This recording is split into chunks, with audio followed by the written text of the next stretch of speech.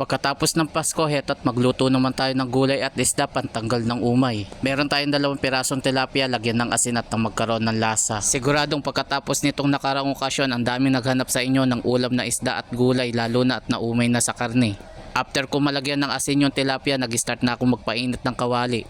Use oil nga pala yung ginamit ko at pinainit ko muna ng husto bago ko nilagay yung isda. Para hindi lang dumikit or madurog kapag nilagay sa kawali. Tapos yung gulay naman na i-ready ko na. Tulad ng kamatis, sibuyas at yung talbos ng kamote. Meron din tayong sitaw at kalabasa, hinati ko na yan sa katamtamang laki. Luto na yung aking piniprito, hanguin na muna natin. At kung nakarating ka na dito sa bahagi ng aking video at nagustuhan mo yung ating recipe, paki-like and share mo naman. Sunod naman, nag-prepare lang ako ng katamtamang tubig sa kasirola, tapos inilagay ko na yung sibuyas at kamatis.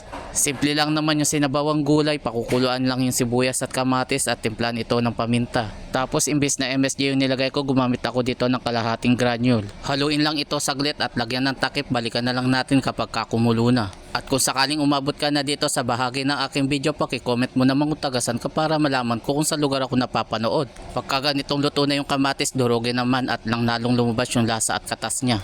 Hahanapin mo talagang ulam yung gulay o kaya isda, lalo na kapag katapos ng okasyon at naumay ka na sa mga karne. Sunod, ilagay na yung sitaw at kalabasa. Ito na muna yung inuna at yung talbos ng kamote isusunod na lang kapag ka naluto na.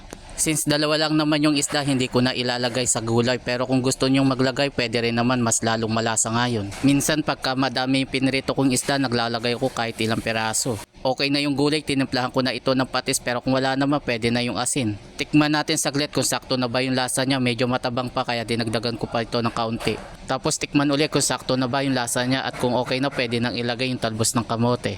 Pagka ganitong nailagay na, pwede nang i-turn off yung kalan para sakto lang yung pagkaluto sa gulay. After ng ilang minuto, lods, eto na at luto na yung ating sinabawang gulay at piritong isda. Yun o, kanyama na yung sabo.